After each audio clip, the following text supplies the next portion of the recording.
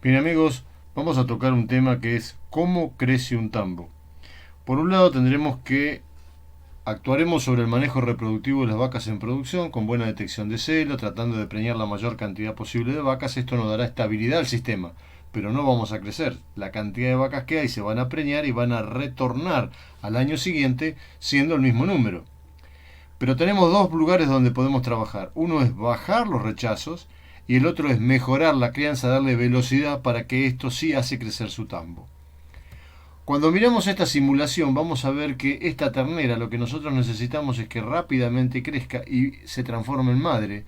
Eso es lo que le da al sistema mucha velocidad. Por el otro lado es que las vacas que están dentro del sistema productivo se preñen y que disminuyan los rechazos.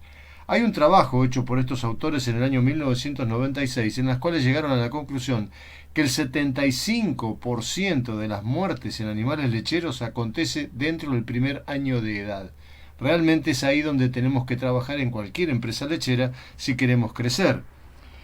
Y a través de un trabajo que después vamos a ver, que hicimos, armé un simulador en el cual vemos la velocidad con que esta ternera va a crecer para transformarse en madre, comparado con una ternera que en determinado momento estabiliza su crecimiento, no sigue creciendo, y hay una diferencia económica entre una y otra, sobre todo en diferencia en producción de leche y en cantidad de comida entre una y otra sin llegar a producir. Recuerden que estos animales son los más improductivos que tenemos, porque están comiendo por un lado y todavía y creciendo y todavía no están entregando leche, que es lo que nosotros vendemos dentro de la empresa. Hay dos trabajos que son muy importantes. Uno es este, el cual que dice que las terneras con mérito genético positivo hicieron terneras con mérito genético positivo y negativo para lo que era fertilidad. Este trabajo se hizo en Nueva Zelanda y llegaron a la conclusión que las terneras con el mérito genético positivo tenían mayor tendencia a crecer, no a engordar, y se preñaban antes y eran mucho más fértiles también en su vida adulta como ya como vacas. Vamos a ver las herramientas que nosotros tenemos para poder acelerar este crecimiento. Y este es un trabajo que se publicó en el boletín de línea, en el cual coincido en lo que dice plenamente, o sea, está muy claro, por eso lo puse como elemento para verlo, pero lo que no coincido es que tengan que consumir silo a voluntad de los 4 meses hacia adelante. ¿Por qué? Porque nosotros acá podemos tener un crecimiento muy grande en lo que es energía dentro de la dieta. Ese crecimiento en energía va a hacer que se engrase la glándula mamaria. Y recuerden que de los 3 meses hasta la pubertad, que puede ser entre 8 y 10 meses, hay crecimiento de la glándula mamaria, y ese crecimiento de los tejidos y alvéolos mamarios la van a acompañar a la ternera en toda su vida productiva como vaca. Luego tenemos todas las medidas y las ganancias que tenemos que tener, y tenemos que establecer lo siguiente: la ganancia tiene que ser alrededor de 750 gramos por día, no más de eso porque tenemos un crecimiento muy grande en grasa, y no menos de eso cuando tenemos crecimiento de 400-500 gramos. Los animales van desarrollándose en tamaño, pero no alcanzan el peso ideal a la pubertad, ni tampoco alcanzan el peso ideal a los 15 meses. Nosotros tenemos un punto muy importante que tenemos que llegar a los 15 meses con los 350 kilos para poder ahí inseminar la vaquillona y que nos venga a parir a los 2 años, 24, 25 meses. Ahí es donde el negocio logra el crecimiento, y ahí es donde la ternera también logra por lo menos devolver la mayor cantidad de dinero posible que se llevó durante toda esa etapa de crianza. Los autores todos coinciden en lo mismo: el crecimiento tiene que ser volumétrico. Tiene que crecer en tamaño, tiene que crecer en el largo del cuerpo, en el perímetro torácico, tienen que crecer en sus huesos, tiene que crecer en altura. Entonces tenemos una herramienta muy interesante que es el programa de alimentación. Este es un programa que desarrollé, en el cual nosotros podemos ver cómo es el tema, porque lo que necesitamos básicamente en estos animales es la proteína, porque están creciendo todos los órganos. Podemos llegar al peso porque se engrasó, pero no el desarrollo de los órganos. Y la ternera va a parir y va a seguir desarrollando órganos, y por lo tanto no va a expresar su calidad genética en producción de leche. Entonces tenemos que ver la proteína no degradable que tengamos en el rumen, la proteína total que tengamos y el almidón. Tenemos que estar comiendo más o menos un 8% de almidón, que es energético. Y nosotros tenemos entonces, calculamos el grano. Esta es una dieta básica que nosotros usamos, y calculamos ese grano, pero también tenemos que calcular cuánto grano come con el silo de maíz. Y un silo de maíz que esté en grano para 8.500 kilos, que rinde alrededor de 35 toneladas, va a estar comiendo con el silo 9 kilos más o menos, va a tener por kilo, y entonces tenemos que acá calcular la cantidad de grano que está comiendo, que son 2 kilos 100 de grano de maíz. Y la otro dato sumamente importante a tener en cuenta es la relación que haya entre el total de nutrientes digestibles y la proteína bruta. Tiene que ser entre 4 y 6. En este caso está entre 4.4. Si supera los 7, o sea, los 6 o los 7, hay que suplementarla con proteína. Y si supera, está por debajo de 4, hay que suplementarla con energía. Como estamos con una dieta proteica, porque están desarrollándose órganos y estamos necesitando mucha cantidad de proteína, por eso está dando alrededor de 4. ¿Cómo controlamos el crecimiento? Tenemos dos herramientas. Esta es un desarrollo mío en el cual el trámite de propiedad intelectual está en trámite en este momento. Y este es el tallímetro. Este sí es conocido, está todo en medida y podemos llegar hasta colocar en la parte superior del tallímetro un nivel para que no haya confusión en los centímetros que está midiendo el tallímetro. Vamos a medir la altura de la cruz y vamos a medir la altura de la grupa. Y con el pelvímetro lo que vamos a hacer es medir la superficie de la pelvis. Acá estamos midiendo la altura. Acá esta señora está midiendo lo que es ya la cadera. Y para eso nosotros vamos a tener que la medición de la cadera es sumamente sencillo, porque vamos a medir el espacio que hay entre los ilion, el espacio que hay entre los isquion, y luego el largo de la cadera, y vamos a medir también el espacio entre los dos isquion y también la cintura isquiática, que es la salida de la cadera posterior, y el largo de la cadera. Esto es sumamente interesante para poder controlar esto, porque nosotros vamos a medir el largo entre los dos isquion. Recuerden que este es un orificio en el cual mide 24 centímetros en vertical y 18 centímetros en horizontal. Este es el canal del parto. Vamos a medir la superficie anterior de la cadera.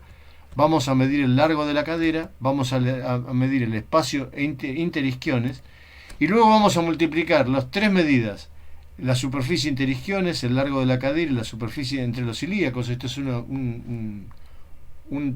medición que yo desarrollé, en la cual nos da un número. Ese número, si mide menos de 31.000, en el trabajo que hicimos nos dio un 35% de animales que necesitaron ayuda al parto, en los cuales tuvimos un 2% de animales muertos. Si la superficie es superior a 31.000, bajó a 14% la ayuda al parto. Esto es en el momento en que se va a realizar el servicio. Y tenemos esta tabla, que es la tabla de crecimiento, en la cual nos da altura a la cadera y altura a la cruz y el largo del cuerpo, nos da superficie corporal. Este es para ver el crecimiento volumétrico que estamos teniendo. Esto es un ensayo en el cual nosotros hicimos, que eran las categorías de 470 kilos, y lo he puesto acá para mostrarlo. Estos son toros en una cabaña. Esto es muy interesante porque este animal, por ejemplo, no tuvo crecimiento, pero sí tuvo aumento de peso. Esto es muy importante tener en cuenta. Creció en 1,5 kg. Acá tenemos que controlar la dieta para que no se nos engrase y que tampoco aumente tanto de peso que después va a tener problemas en los radios óseos. Entonces la curva de crecimiento que nosotros tenemos que respetar es esta: llegar a los 15 meses y a partir de ahí que sea un crecimiento desarrollado para estabilizarse alrededor de los 20 meses, porque si no va a aumentar mucho de peso. Y la otra cosa que tenemos que controlar es el inicio de la actividad sexual, que se sabe que entre los 5 y los 8 meses empieza a haber un desequilibrio a nivel de lo que es la hipófisis con el crecimiento folicular, en el cual están segregando los estrógenos, que van a hacer que en determinado momento empiece a pulsar la hipófisis y segregar LH y se produce el primer celo. El primer celo debe acontecer alrededor de los 8 meses y para eso nosotros hemos desarrollado estos parches que son más chicos, en los cuales los colocamos alrededor de los 5 o 6 meses para controlar el primer celo y controlar la cantidad de celos que tenga hasta antes de entrar a servicio. Y acá hay dos cosas que se pueden medir y que están establecidas, en los cuales el mérito genético positivo para estos rasgos hace que tengan menor cantidad de servicios para lograr preñarse, primer punto. Segundo punto es que los animales que fueron más precoces en la pubertad después fueron más fértiles como vaca. Entonces son dos cosas que podemos llegar a medir, y también esto es un índice heredable, por lo tanto también tiene que ver la familia de toros con lo que está pasando a nivel del inicio de la pubertad. Y luego tenemos los controles de fertilidad que tenemos que hacer en el momento que estamos haciendo lo que es el preservicio. Y acá tenemos que se hizo la medición, esto es muy nuevo, esto se empezó a trabajar en el año 2022-2023, y tenemos que en las vaquillonas tiene que ser menor de 110 milímetros desde el centro del ano hasta la punta del clítoris, y en las vacas tiene que medir 129 a 130 milímetros. Cuando supera los 12,9-13 centímetros, se reduce un 0,8% la probabilidad de preñarse en vacas, y en vaquillonas, cuando supera los 110 milímetros, se reduce un 2% la probabilidad de preñarse. Son todas medidas sumamente prácticas y sencillas de realizar. Y hay dos trabajos muy nuevos publicados en el 2023. Uno es la asociación genómica que hay en la distancia anogenital y la variancia en la fertilidad. Y el otro es el índice que hay como indicador de la fertilidad, que están publicados, uno en el Journal of Dairy Science en el 2023 y el otro en el Theriogenealogy del 2023. Y luego tenemos las pérdidas económicas por la demora en el parto de las vaquillonas, y esto acá queremos mostrarle cómo funciona. Nosotros tenemos acá que vamos a establecer con este simulador el peso por litro, es el precio de hoy, los promedio de litros de leche que pueden llegar a dar esas vaquillonas, la cantidad de vacas en ordeñe que tengo. Vamos a suponer que tengo 550 vacas, que tengo un intervalo entre parto de 15 meses, con lo cual me da un 75% de preñez anual. Y fíjense que con esto yo produzco 198 vaquillonas y necesito 165 para reponer lo que se me va. Y supongamos que esto se sube un 5% la reposición y prácticamente no me alcanza lo que produzco con lo que tengo que reemplazar. Entonces el nivel de crecimiento es prácticamente nulo, me están sobrando solamente 12 animales. Por más que estoy trabajando acá en la muerte en crianza, lo baje a la mitad, fíjense que produzco 184 si tengo un 8% de muertes. Si bajo un 1% de muertes, me produzco 180.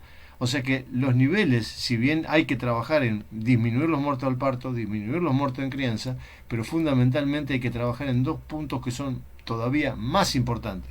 Primero es mejorar el intervalo entre parto, que si esto lo llevamos un 85%, ya la diferencia ahí son 35 animales más que voy a producir.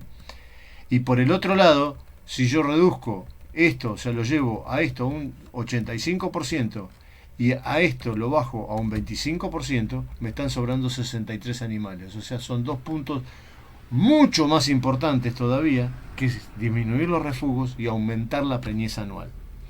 Con esto tengo que el nivel de crecimiento, este es un ideal que me van a parir a los 25 meses, y yo lo voy a comparar con mi tambo que me van a parir, vamos a suponer, a los 28 meses. Tengo 3 meses solamente de diferencia. ¿Cuál será el problema económico que yo tengo acá? Y yo tengo que, lo que yo más he visto es que entre los 8 y los 12 meses es cuando el nivel de crecimiento, de engorde de esos animales, está en 400 gramos, y fíjense que yo tengo que llegar acá al peso de adulto con un 48% del peso del adulto, y resulta que con este índice de crecimiento estoy en un 39%. Estoy llegando a los 15 meses con 273 kilos de peso y no la puedo entorar. Estoy llegando recién al nivel de entore con 21 meses, entonces no van a parir a los 28, van a parir a los 30. Entonces voy a venir acá a los 30 meses y ahora voy a tener 5 meses de diferencia. ¿Cuál es el costo de esos 5 meses de diferencia? Es 1.000.000 de pesos por ternera, por leche no producida y por alimento que tuvo la ternera que parió a los 30 meses, siguió comiendo durante 5 meses sin producir. Supongamos que dentro del establecimiento tengo 20 animales en esta situación. Bueno, mis pérdidas son de 22 millones de pesos por año por la disminución de la velocidad del ritmo de crecimiento que tengo en esas terneras. Si yo eso lo traduzco en cantidad de granos, tengo para darle de comer 1.327 días maíz. Entonces fíjense la importancia que tiene el seguimiento, que la parte económica que muchas veces no vemos, cuando esto no lo aceleramos, porque hasta acá yo creo que hasta los 6-7 meses mayoritariamente todos los tambos están trabajando bien, con buena salida de crianza, con buena salida en la recría de lo que sería recría 1, pero recría 2 y recría 3 es donde se produce el frenate, y ese frenate nos lleva a que vengan a parir a los 30 meses y nos produzcan estas pérdidas económicas. Por lo tanto, en este momento nosotros contamos con todas estas herramientas para que esto aumente la velocidad y aumente el crecimiento del tambo. Tenemos los pelvímetros y el tallímetro para ver el nivel de crecimiento, el programa de alimentación para ver el uso correcto de los alimentos, los parches para ver el inicio de la actividad sexual y la fertilidad futura, la medición de la distancia ano-clítoris para ver la fertilidad de esa vaquilla y ver la fertilidad después en su vida futura, y la herramienta económica para ver cuánto dinero estamos o bueno perdiendo por este manejo que estamos estableciendo. Bien amigos, mi nombre es Rodolfo Murray, los saludo y los espero en el próximo video.